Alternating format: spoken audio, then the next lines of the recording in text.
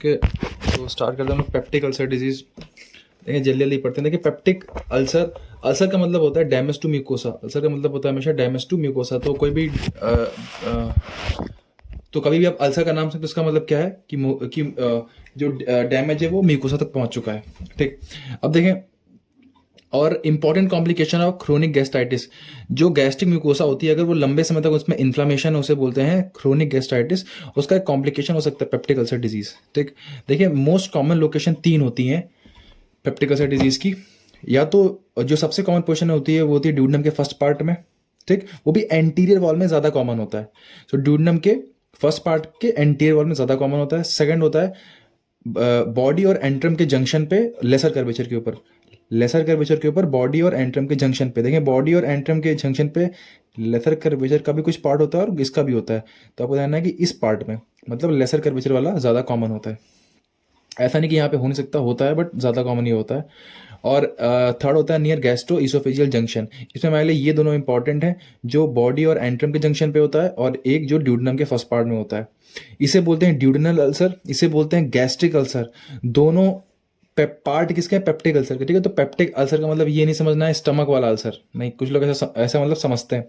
Peptic ulcer के अंदर duodenal ulcer भी आता है और गैस्ट्रिक अल्सर भी आता है, इसे बोलते हैं गैस्ट्रिक अल्सर। ठीक, चलो तो देखो जो पेप्टिक अल्सर डिजीज होती है वो कॉमन होती है एट द साइड ऑफ जेजुनोस्टॉमी। अगर किसी का जेजुनम का कुछ पार्ट रिमूव किया गया तो जहां से जेजुनम रिमूव कराया जाता है वहां पे पेप्टिक अल्सर डिजीज के चांस थोड़े से ज्यादा होते हैं। तो PUD can be present at the side of jejunostomy या फिर मैकल्स डायवर्टिकुलम, ये आपने पढ़ा होगा लास्ट ईयर एनाटमी में और एम्ब्रियोलॉजी में। ठीक, खैर अब आते हैं मेनली हम लोग को ड्यूडेनल अल्सर और गैस्ट्रिक अल्सर में डिफरेंस पढ़ना है। हमें मालूम है कि ये तो जो ये होता है ड्यूडेनल अल्सर, ये एंटीरियर वॉल ऑफ ड्यूडेनम में कॉमन होता है और ये लेसर कर्वेचर पे कॉमन होता है बॉडी और एंट्रम के जंक्शन पे, पहला पॉइंट। सेकंड है ये एच पाइलोरी के इन्फेक्शन से ज्यादा एसोसिएटेड होता है। मतलब अगर ये किसी के अल्सर हुआ तो बहुत ज्यादा चांसेस हैं, बहुत हाई चांसेस हैं कि उस इंसान के एच पाइलोरी से इन्फेक्शन हुआ होगा। ठीक, एच पाइलोरी के इन्फेक्शन से गैस्ट्रिक अल्सर भी एसोसिएटेड होता है बट उतना नहीं जितना कि ड्यूडेनल अल्सर होता है। सेकंड, ये एनसेड्स, अगर कोई इंसान लंबे समय तक एनसेड्स लेता है तो उसके अंदर ये अल्सर कॉमन हो सकता है। या फिर कोई अगर स्मोकिंग करता है, चुट्टा वगैरह मारता है तो उसके अंदर भी ये वाला अल्सर कॉमन हो सकता है। ठीक, तो इटियोलॉजिकल फैक्टर इसका मेनली एच पाइलोरी का इन्फेक्शन होता है और इसके एच पाइलोरी का इन्फेक्शन तो है ही बट उतना हाई एसोसिएशन नहीं है जितना ये होता है। और साथ में एनसेड्स और स्मोकिंग होते हैं किसके? गैस्ट्रिक अल्सर के। ठीक, अच्छा ये वाला जो अल्सर होता है ये होता है due to excess acid secretion. अगर एक्सेस एसिड सिक्रीशन हो रहा है तब होता है ड्यूडेनल अल्सर। और ये वाला अल्सर होता है जो हमारी म्यूकोसा होती है वो एक्स्ट्रा सेंसिटिव हो जाती है। जो हमारी म्यूकोसा है वो दो तरह से डैमेज हो सकती है, या तो इस पर ज्यादा HCl गिरे तभी डैमेज होगी, या तो ये ज्यादा सेंसिटिव हो जाए, ज्यादा छुई मुई हो जाए तब ये ज्यादा डैमेज हो जाएगी। तो गैस्ट्रिक अल्सर में आपको ध्यान रखना है कि ज्यादा छुई मुई होने की वजह से डैमेज होती है, मतलब ज्यादा सेंसिटिव होने की वजह से डैमेज होती है। और ड्यूडेनल अल्सर में ये ज्यादा एसिड सिक्रीशन की वजह से डैमेज होती है। ठीक, मान के चलो देखें कोई भी अल्सर हो उसमें नोजिया, वॉमिटिंग, एपिगैस्ट्रिक पेन एक कॉमन फीचर होता है। नोजिया, वॉमिटिंग और एपिगैस्ट्रिक पेन ये कॉमन फीचर होता है। ठीक है, अब मान लो किसी के ड्यूडेनल अल्सर है, उसने खाना खाया। ठीक है, ये अल्सर कहाँ पे? नियरली स्मॉल इंटेस्टाइन के जंक्शन पे। ठीक है, उसने खाना खाया और ये क्यों है? Due to excess acid secretion. तो जब उसने खाना खाया तो जो एंजाइम होंगे इंटेस्टाइन के वो रिलीज होंगे और वो होते हैं एल्केलाइन एंजाइम्स, इंटेस्टाइनल जूस के जो एंजाइम्स होते हैं। ठीक है, तो जब इंटेस्टाइनल जूस यहाँ पे रिलीज होगा खाना खाते वक्त वो होता है एल्कलाइन नेचर का, और ये एसिड सिक्रीशन की वजह से अल्सर है। तो जब आदमी खाना खाता है तो उसे हल्का सा आराम फील होता है क्योंकि एल्कलाइजिंग फ्लूइड रिलीज हो रहा है वो कि इस अल्सर को थोड़ा सा, उसके पेन को थोड़ा सा कम कर रहा है। ठीक, लेकिन ये वाला अल्सर होता है गैस्ट्रिक अल्सर, ये स्टमक के अंदर है और जब खाना खाओगे तो एसिड का सिक्रीशन होगा, HCl का, और जब HCl गिरेगा इस हाईली सेंसिटिव म्यूकोसा पे तो दर्द जबरदस्त होगा। तो ये आदमी को लगता है, जो जिसको गैस्ट्रिक अल्सर होता है उसको लगता है कि खाना खाना है मतलब बहुत बुरी चीज होती है भैया, खाना वाना खाएंगे तो बहुत दर्द होगा, तो वो खाना खाने से डरने लगता है, इसलिए उसके अंदर वेट लॉस देखने को मिलता है।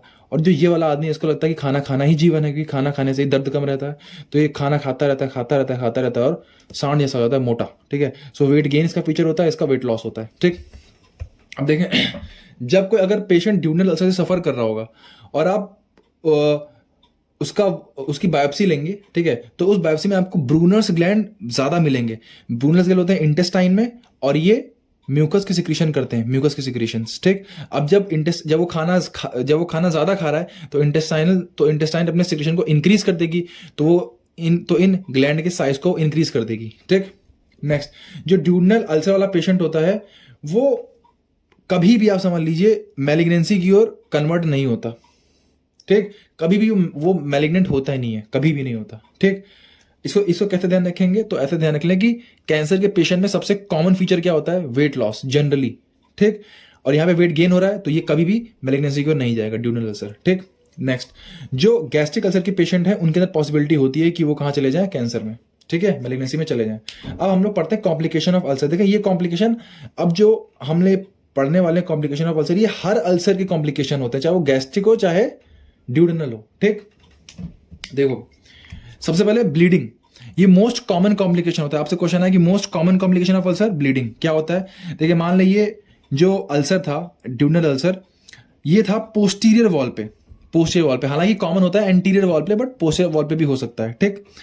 अच्छा, पोस्टीरियर वॉल पे अगर कॉमन है तो हो सकता है कि वो अल्सर जो हो वो परफोरेट कर दे जीआईटी की वॉल्स को। अगर वो उसने जीआईटी की वॉल्स को परफोरेट कर दिया है, क्योंकि एसिड रिलीज हो रहा है, एसिड इजीली डैमेज कर सकता है जीआईटी की वॉल को। अब उसने जब पेनिट्रेट कर दिया वॉल्स को, जीआईटी की पीछे होती है गैस्ट्रोड्यूडनल आर्टरी, अब वो अल्सर यहां जाएगा, उस आर्टरी को डैमेज करेगा, तो जो उस आर्टरी का ब्लड है वो आ जाएगा जीआईटी में, तो स्टूल विथ म्यूकस ये फीचर आएगा। So if duodenal ulcer is in posterior wall, it can damage gastroduodenal artery, that can lead to bleeding. और अगर अल्सर जो है वो बॉडी और एंट्रम के जंक्शन पे, मतलब गैस्ट्रिक अल्सर है, तो वो डैमेज कर सकता है लेफ्ट गैस्ट्रिक आर्टरी को। ये कर रहा है गैस्ट्रोड्यूडनल आर्टरी को, और ये कर रहा है लेफ्ट गैस्ट्रिक आर्टरी को, और इसकी वजह से क्या हो सकता है, अब आपको ध्यान से समझें कि यहां पे फीचर देखने को मिलता है हेमाटेमेसिस की, ठीक है। हेमाटेमेसिस मतलब खून की उल्टी होना, मतलब ऐसा नहीं कि बिल्कुल खून की उल्टी होगी, बट हल्का फुल्का ब्लड आ जाएगा वॉमिटिंग के दौरान, ठीक है। और यहाँ पे क्या होता है, स्टूल विथ म्यूकस आता है। यहाँ पे स्टूल विथ म्यूकस, ये वाली चीज आगे से निकलेगी और ये वाली चीज पीछे से निकलेगी। गैस्ट्रिक अल्सर ऊपर से निकलेगा, ये वाला अल्सर का सब कुछ नीचे से निकलेगा। समझ आई बात। अब लास्ट आता है परफोरेशन। देखें पहला कॉम्प्लिकेशन था ब्लीडिंग, दूसरा कॉम्प्लिकेशन होता है परफोरेशन। देखो जो ड्यूडनल अल्सर होता है, अगर वो एंटीरियर वॉल में है, तो क्या होता है कि वो हो सकता है परफोरेट कर दे, वो क्या कर दे, परफोरेट कर दे जीआईटी की वॉल्स को और पहुंच जाए पेनक्रियास तक या फिर पेरिटोनियम तक, तो वहां पे जाके वो पेनक्रियाटाइटिस कॉज कर सकता है या पेरिटोनाइटिस कॉज कर सकता है। अगर ये कंडीशन आ गई अल्सर में तो उसकी प्रोग्नोसिस बहुत पुअर हो जाती है। ये पुअर प्रोग्नोसिस का इंडिकेशन होता है, can cause death. So question आता है कि most common complication that lead to death in the person of peptic ulcer disease, answer will be perforation, ठीक। मोस्ट कॉमन कॉम्प्लिकेशन ब्लीडिंग था। अब देखें ये थोड़ा सा ज्ञान की बात है, देखिए समझें। लेकिन बार बार इन्फ्लेमेशन होगा, बार बार वॉल्स जीआईटी की डैमेज होंगी, तो बार बार क्या होगा, बॉडी इनको ठीक करने के लिए वहां पे क्या करेगी, फाइब्रोसिस करेगी, ठीक। मान लो फाइब्रोसिस बॉडी ने किया, ठीक है, वॉल्स को ठीक किया, फिर हटा वहां से फाइब्रोसिस, फिर डैमेज हुआ, फिर फाइबर्स आए, फिर फाइब्रोसिस हुई। अब थोड़ी सी खतरनाक फाइब्रोसिस होगी, हल्की सी बड़े लेवल पे, फिर हुआ सब कुछ ठीक, फिर फाइबर्स हटे, फिर डैमेज हुआ, अब फाइब्रोसिस और तगड़ा होगा। तो जितनी बार फाइब्रोसिस होगा ल्यूमेन उतनी ही नैरो होती चली जाएगी, that can lead to gastric outlet obstruction, ठीक। अच्छा अब देखो, अब जो कंटेंट है स्टमक का वो यहां से तो जा ही नहीं सकता, क्योंकि यहां का भैया बहुत छोटा रास्ता हो गया है, तो खाना यहां से नहीं जाएगा तो कहां से जाएगा, यहां से जाएगा, ठीक। तो पर्सन बार बार वॉमिट करेगा और वो वॉमिट में बहुत ज्यादा लिक्विड होगा, ठीक है, तो बॉडी से फ्लूइड का बहुत ज्यादा लॉस होगा, ठीक। और इसकी वजह से जब बॉडी से बहुत ज्यादा फ्लूइड का लॉस होगा तो HCl को कौन बनाता है, वाटर ही तो बनाता है। वाटर 99% वाटर प्लस HCl होता है, जो गैस्ट्रिक जो उसका कॉन्स्टिट्यूशन होता है, ठीक। तो अब पानी तो है नहीं, तो HCl का सिक्रीशन भी बॉडी कम कर देगी, तो हो जाएगा हाइपोक्लोरेमिया। अच्छा अब बॉडी में एसिड कम हो रहा है, एसिड का सिक्रीशन कम हो रहा है, तो इसकी वजह से होता है मेटाबॉलिक एल्कलोसिस। क्या होता है, मेटाबॉलिक एल्कलोसिस। क्यों हुआ, फाइब्रोसिस हुआ, ऑब्स्ट्रक्शन हुआ, उसकी वजह से जो खाना है वो यहां से जा नहीं सकता, तो आदमी उल्टी करेगा बार बार, उसके वजह से डिहाइड्रेशन, HCl का सिक्रीशन हो जाएगा कम, हो गया मेटाबॉलिक एल्कलोसिस, ठीक। अच्छा तो बॉडी इस एल्कलोसिस को मैनेज करने के लिए क्या करती है, HCO3 का लॉस करवाती है। वो चाहता है कि अब वो तो बॉडी चाहती है कि अब फर्दर बॉडी में बेसिक चीजें ना बढ़े, तो वो HCO3 का लॉस करवाती है यूरिन से। लेकिन HCO3 का लॉस वो अकेले नहीं करवाती है, जब भी HCO3 का बॉडी से लॉस होता है तो साथ में लॉस होता है सोडियम का। अब जब साथ में लॉस होता है सोडियम का, तो सोडियम के साथ कौन जाता है, वाटर।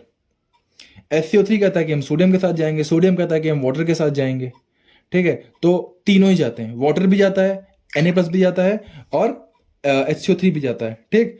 तो अब इंसान में फ्लूइड और कम हो रहा है, fluid in patient decreases drastically, ठीक। That can lead to intravascular dehydration.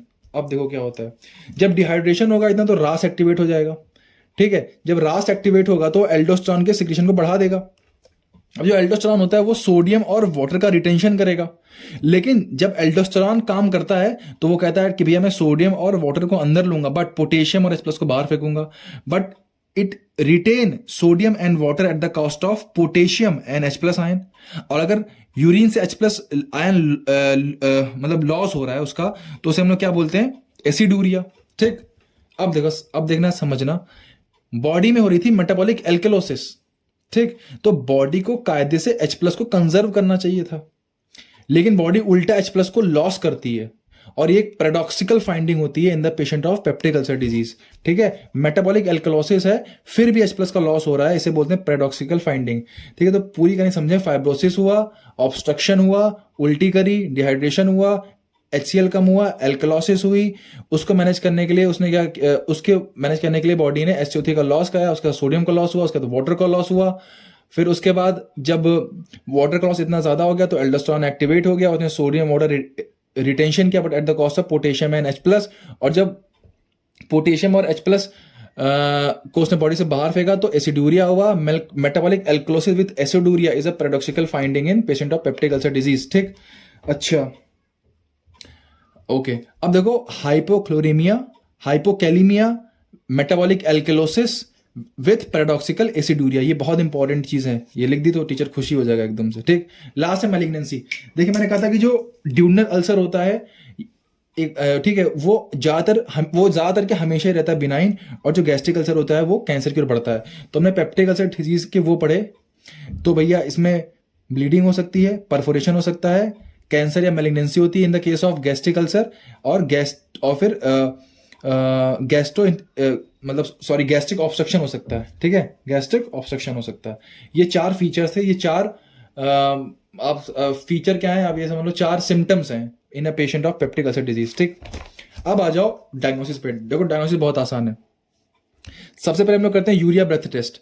Urea breath test, इसका मतलब हम लोग क्या करते हैं, देखो मैंने कहा था ये पर्सन में H. पाइलोरी का इन्फेक्शन हो, ये बहुत कॉमन है, ठीक है। तो अगर H. पाइलोरी होता है तो वो एक एंजाइम सिक्रीट करता है यूरिएज, ठीक। अब हम लोग क्या करते हैं, हम लोग एक पानी का गिलास लेते हैं, उसमें मिलाते हैं रेडियो एक्टिव यूरिया, और पानी बोलते हैं भाई तुम पियो। उसने पानी पिया, उसमें क्या था, रेडियो एक्टिव यूरिया थी।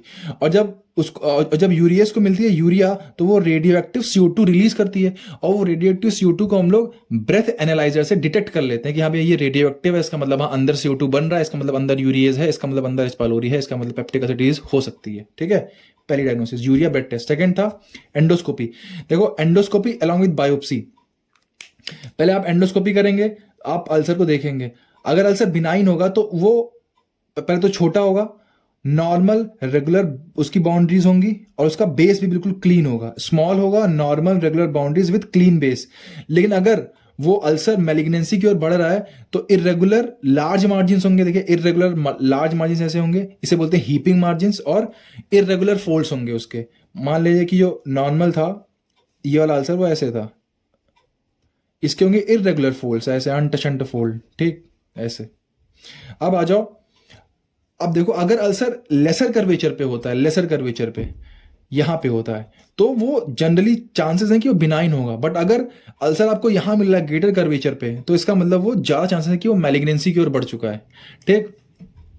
देखिए कुछ लोग क्या होता है, बिल्कुल बातों को जैसा बोलो वैसा ही समझते हैं, उनको लगता है इसके अलावा कुछ हो ही नहीं सकता। जैसे कि किसी को अगर पढ़ा दो कि गैस्ट्रिक की जो अल्सर होता है वो यहां होता है, यहां होता है, यहां होता है, तो उनको लगता है कि और कहीं हो ही नहीं सकता, पॉसिबल ही नहीं।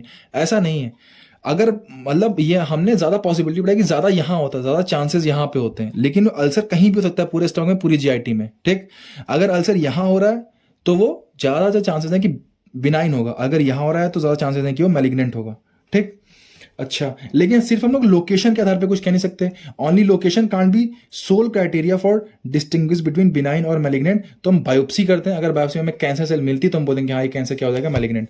लास्ट टेस्ट होता है क्लो टेस्ट, ठीक है, ये कंपाइलोबैक्टर लाइक ऑर्गेनिज्म टेस्ट इसका फुल फॉर्म होता है। अब H pylori is a kind of campylobacter, ठीक है। हम लोग क्या करते हैं, हम लोग एक टेस्ट ट्यूब लेते हैं, टेस्ट ट्यूब में डालते हैं फिनॉल रेड, यूरिया, और जो गैस्ट्रिक टिश्यू में निकाला था उस पेशेंट से उसकी बायोप्सी का छोटा सा सैंपल, इसमें क्या होगा, एच पाइलोरी, ठीक है। तो वो क्या करेगा, वो इस रेडियो एक्टिव यूरिया को ब्रेक करेगा CO2 प्लस NH4 प्लस में, ठीक।